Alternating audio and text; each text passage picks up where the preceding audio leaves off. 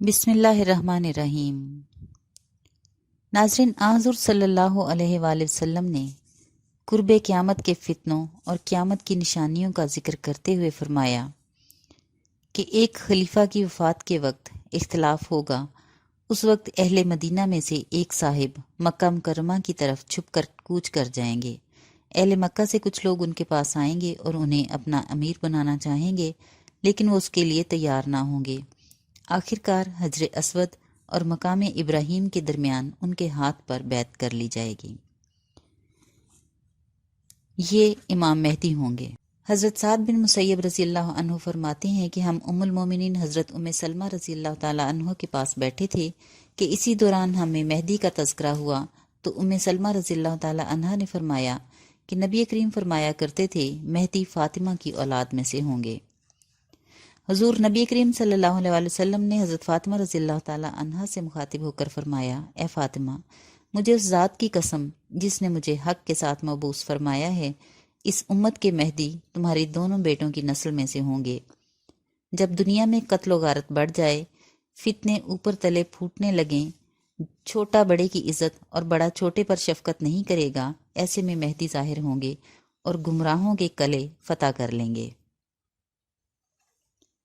اس حدیث سے ظاہر ہوتا ہے کہ امام مہدی نجیب الطرفین حسنی اور حسینی ہوں گے۔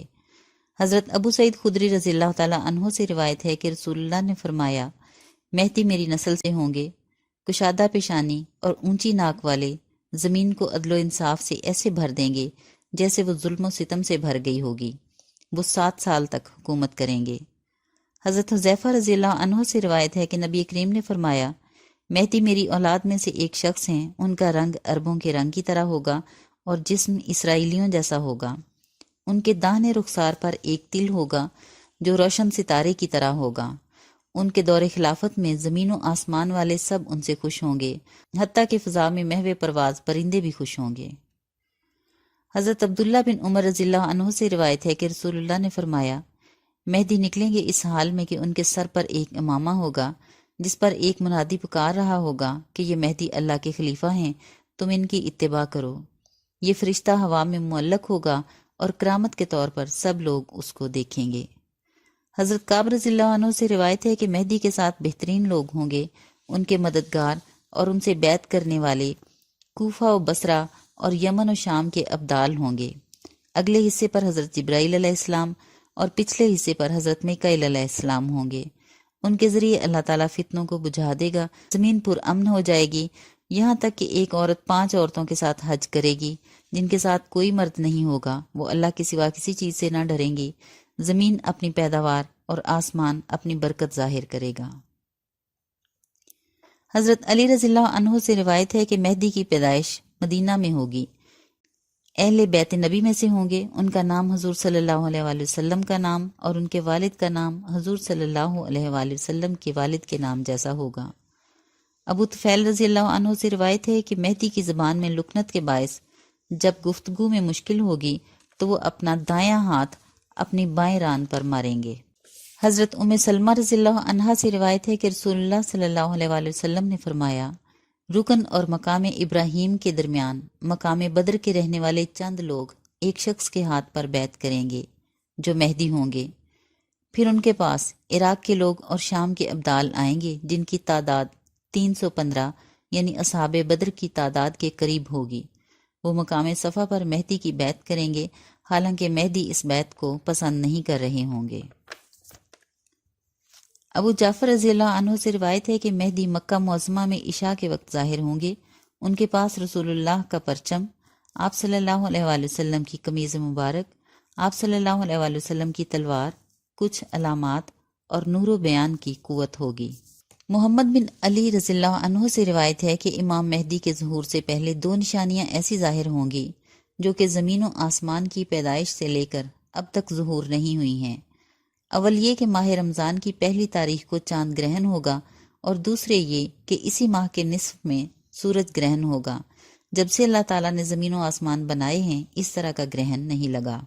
حضرت ولید رضی اللہ تعالیٰ عنہ فرماتے ہیں کہ مجھے ام شریک سے روایت بیان کی گئی ہے کہ مہدی کے ظہور سے پہلے 2 دفعہ سورج کو گرہن لگے گا، اور مجھے حضرت کعب رضی اللہ تعالیٰ عنہ نے بتایا کہ ظہور مہدی سے پہلے مشرق سے ایک ایسا ستارہ نکلے گا جس کی کئی دمیں ہوں گی۔ وہ زمین پر ایسی روشنی کرے گا جیسے 14ویں کے چاند کی ہوتی ہے۔ رسول اللہ صلی اللہ علیہ وآلہ وسلم نے فرمایا، ذیقعد کے مہینے میں قبائل آپس میں گروہ بندیاں کریں گے اور اسی سال حاجی لوٹ مار کریں گے۔ مینا میں گھمسان کی لڑائی ہوگی جس میں بہت سے لوگ قتل ہوں گے، یہاں تک کہ ان کا خون جمرہ عقبہ پر بہہ جائے گا۔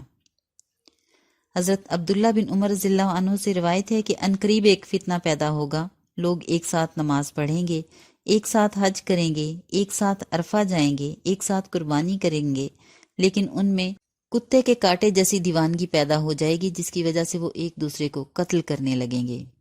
اتنی زیادہ خون ریزی ہوگی کہ عقبہ تک خون بہہ کر جائے گا، یہاں تک کہ بس جانے والا سمجھے گا کہ اس کا بچنا اس کے لیے فائدہ مند نہیں ہے۔ پھر وہ ایک نوجوان آدمی کو بیعت کے لیے مجبور کریں گے جو اپنی پیٹھ رکن کے ساتھ لگائے ہوئے ہوگا، اس کے اعضاء کانپ رہے ہوں گے، وہ زمین میں مہدی کہلاتا ہوگا اور آسمان میں بھی وہی مہدی ہوگا، تو جو شخص پائے ان کی اتباع کرے۔ حضرت عبداللہ بن مسعود رضی اللہ عنہ سے روایت ہے کہ رسول اللہ نے فرمایا، رمضان میں ایک دھماکہ سنائی دے گا، شوال کے مہینے میں شور و غوغا ہوگا، ذیقعد میں قبائل آپس میں الجھیں گے، ذی الحج میں خون بہایا جائے گا اور محرم میں بے حد و حساب قتال ہوگا۔ صحابہ نے پوچھا، یا رسول اللہ، یہ دھماکہ کیا ہوگا؟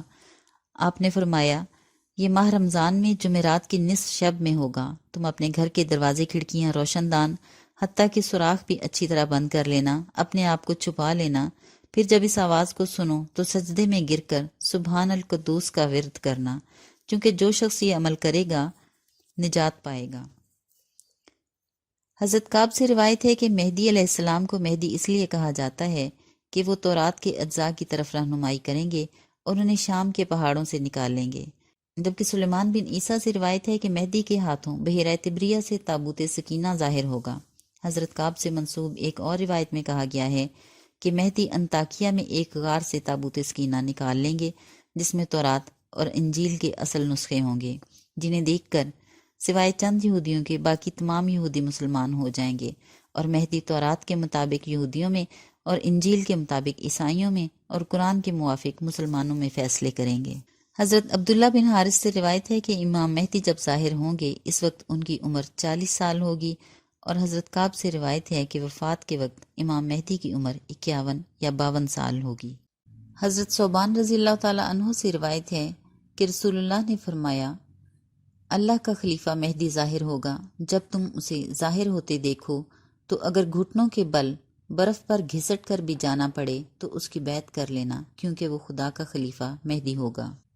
ناظرین، امید ہے کہ یہ تحقیقی ویڈیو آپ کو پسند آئی ہوگی، اسے لائک کریں، شیئر کریں، اور اگر آپ چینل پر پہلی بار آئے ہیں تو چینل سبسکرائب کر کے بیل آئیکن پریس کر دیجیے تاکہ آنے والی ویڈیو آپ تک پہنچ سکے۔ شکریہ۔